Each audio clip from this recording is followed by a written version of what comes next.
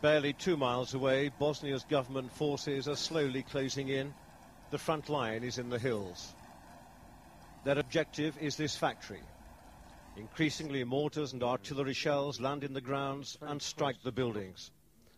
Here in Vitez is the biggest explosives factory in the former Yugoslavia.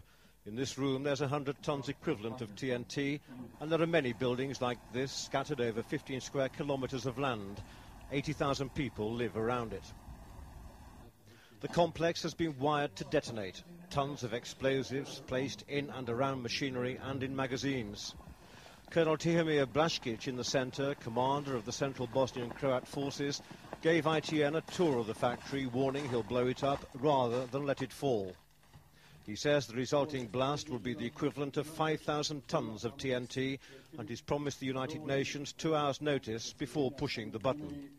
This is the control desk for the manufacturing process of solid rocket fuel propellant, and underneath it, all wired and ready to go, there's some 500 pounds of explosives.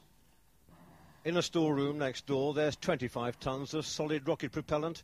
Normally, these will be used to fire missiles from mobile launchers. According to Colonel Blaškić, there are many such magazines on site. It is very important for the Croats to keep this factory.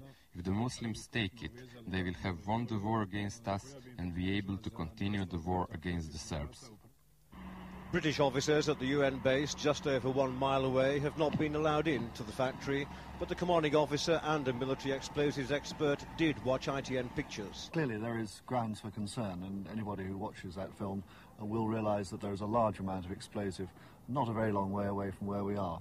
By maintaining the good rapport and liaison that we have with the local warring faction commanders, I am convinced that we can get as much warning as anybody could hope to get should anything ever happen. The Coldstream Guards have contingency plans and 2 hours' notice. The civilian population will know nothing. They have nowhere to go anyway. Colin Baker, ITN, Vitez.